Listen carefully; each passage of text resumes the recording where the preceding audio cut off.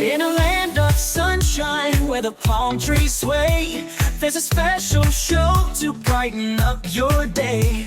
From rockin' festivals to Broadway dreams, tune in with Bonnie G. It's a desert scene. The desert scene with Bonnie G. Meet the stars and feel the beat. From the Coachella Valley is the place to be, for all the culture, fun, and harmony.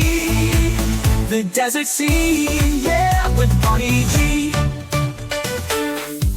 Mutual Broadcasting welcomes you to the Desert Scene, featuring conversations with the people who make culture, art, and entertainment happen in the Coachella Valley. From local theater to live music, art exhibits to cinema and beyond. Now, here is your host, Bonnie G. Welcome to the Desert Scene. So happy to have you with us today. And I'm really happy to have my buddy, Siobhan Velardé, who's been on before. She's a good friend and a wonderfully talented performer. She's all over town doing all kinds of stuff. Hey, Siobhan, how are you? Hi, Bonnie. I'm doing well. How are you, my friend? Good. So let's start with the Wine Lounge. You're there every Friday. Tell people a little bit about that gig. That gig. Oh, it's the only place that I have. Well, I guess it's my main residency. I'm there every Friday, and I'm there from 7 to 9 p.m. And if you haven't been to V Wine Lounge, it is V Wine Lounge and Martini Bar. So it is a wonderful, it's very mid-century. It's got a cool feel. You walk in, but it's so comfortable and relaxed, and everybody is fantastic. They've got great food too, and they specialize in these wonderful martinis and wines. And I sing. We have entertainment there all week long, and I'm there every Friday night. And I'm kind of the silly one. I get everybody involved with the show, and I give them little baby instruments so they can be my band. And I actually have Will Riegler, who joins me more often than not. He comes in and plays the drums with me. He's one of my favorite drummers, musicians in town. He'll be there tonight. And yeah, I love it. It's a fun gig. I take requests from the audience. Have a good time. Tell people a little bit. You kind of lean a little bit towards the bluesy side of things. Tell people a little bit about the kind of material you do. I do. I am. When people say, what kind of music do you do? I say, well, it's pretty eclectic. And I do. I will say at heart, I'm a rocker, and I like the blues. I like being a little more rock and roll, a little fast. And I really like doing the cheeky, walking the edge of adult show tunes. Those are fun for me too. I am not an aficionado in show tunes at all. I'm sort of the novice with everybody here in town. They really seem to know them, but I know the cheeky ones. I know the ones that are going to get a laugh, or the ones that are, you're going to go, oh, okay. Yeah, those are the ones I know. Yeah, and sometimes they're a little bit R-rated. A little bit. Depends on the show. It depends. It's a wide spectrum. Yeah. I did work with PS Underground for years, and we did things that were very ethereal and elite and high end, all the way down to the raunchiest thing you ever want to see in your life. So it is a very broad spectrum. You do kind of get categorized into one pocket when you are willing to do that spectrum of adult. But I will say that I can pretty much hit every niche. And we're talking about this one woman show with a couple of people I'm not going to divulge yet, but I'm really looking forward to that too, which is a play, which I haven't done in a long time, and acting is my favorite. Excellent. So let's talk now about PSAir. So this is kind of a sort of new venue. You got a couple of shows, Turbulence. Tell us about the venue, first of all. Okay, well, the venue is really unique. First of all, there's Boucher, which is a sort of a wine lounge bistro. So they have it's a smaller menu, but, really, really great food. Dennis Costa does the food, and it's really delicious. So you have that area, and we are just starting to do shows in there, and we'll circle around back to that. But then you have to walk through there to get to this speakeasy that looks exactly like the inside of an airplane. And it is a lot of fun. And you have wonderful specialty martinis and drinks, and the ambiance is something that you don't find anywhere else. So it's really unique. And we do shows in there, and Turbulence is a show that I wrote. And it is on the edge of the adult with my great pals, two of my favorite people to work with, Robbie Wayne and Dion Kahn. And it's sort of what if you joined a flight and it was a brand new pilot and two passengers that were really kind of on the edge of risky in every way took over the flight? What would happen? And that's what Turbulence is.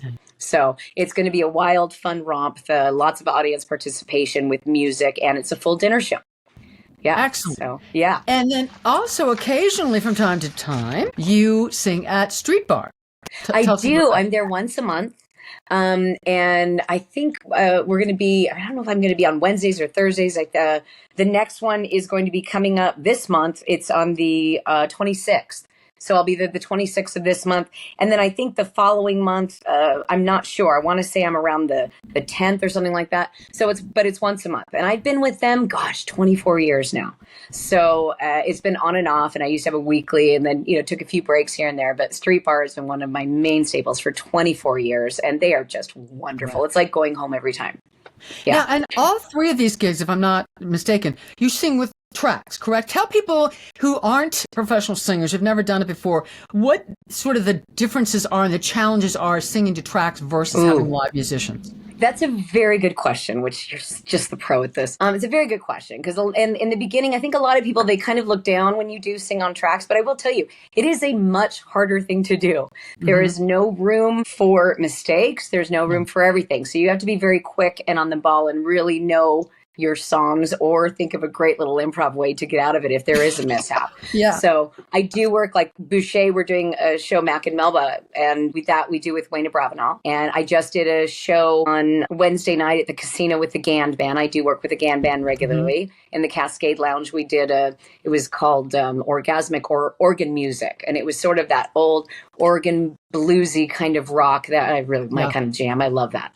Yeah. So I do both. I sing with a lot of live musicians and I also do tracks. And I feel like if you can do both, you got it. Yeah. So talk a little bit about when you first started, because I remember talking to you before. Yeah. Originally, you were thinking of being like a film director. That was sort of your goal early on? I did. Yeah. I got into USC Film School just sort of on a whim. My father worked in the motion picture industry. He was a production designer. And he worked with Steven Spielberg on Who Framed Roger Rabbit. And got me a letter of recommendation. And I got into USC Film School. Never met Steven, but I was one of those kids that was really lucky to get in, and life went a different way. I had kids very early and decided not to go. And that was sort of the thing. But that desire was always there. I love directing. I grew up wanting to be a director. Dad used to work on The White Shadow. And I don't know if Bruce Paltrow used to direct that. And I would stare at him and he'd let me sit in his chair. And if Gwyneth was on the set, I'd make her sit in my dad's chair.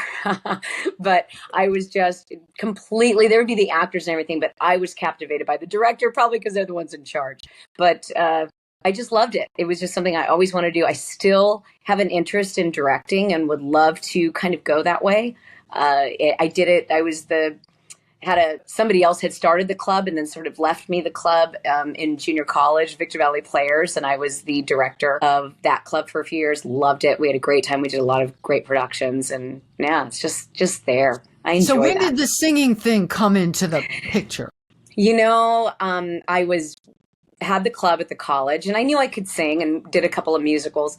But I saw that college singers, they were going to be going to Carnegie Hall to sing. And I thought, well, I could do that. And so I joined the club and I got to go to Carnegie Hall and sing. And I met some friends. And one of those friends, my dear friend Joel Ivins, talked me into singing with him at a gig because the other female girl that he had to do it flaked. And he said, you can do it. And we would go to karaoke. And that's kind of how it started. It was a tiny little bar called Westside 15. And we started singing there. And one of my friends from there moved out here and said, you've got to get to Palm Springs. And one day on a whim, I did it.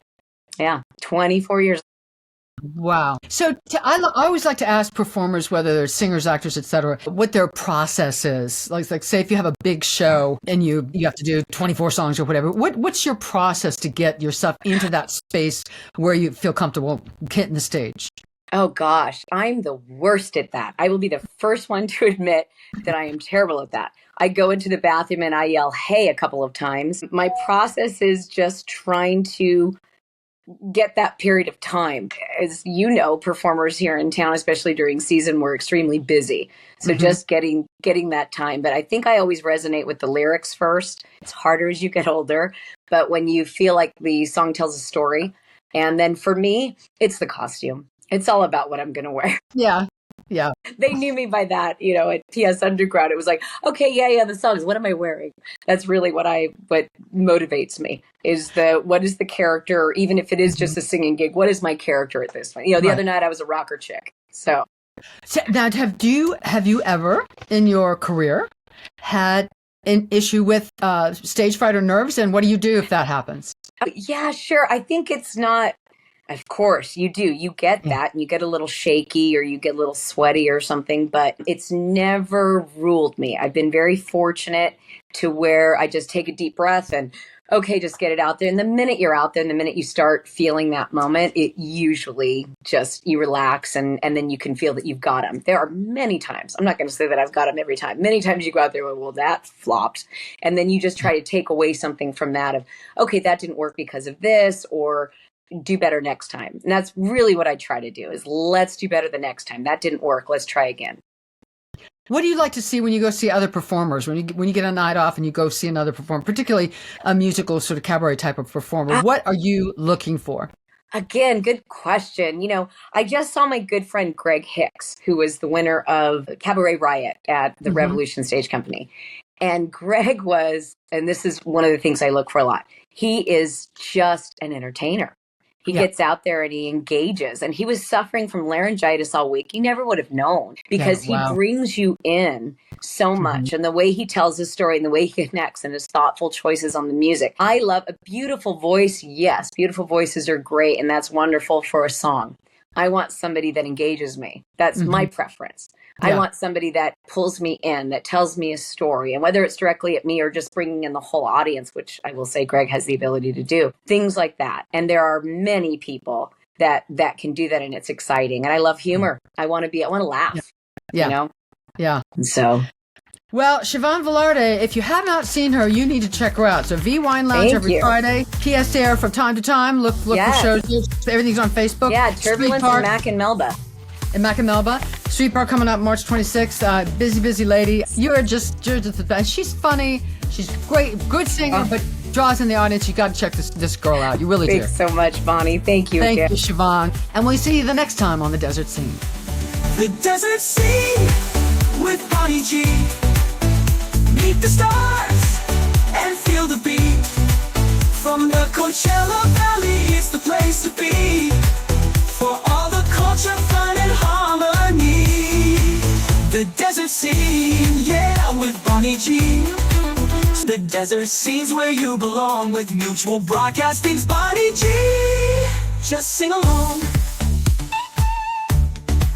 Just sing along.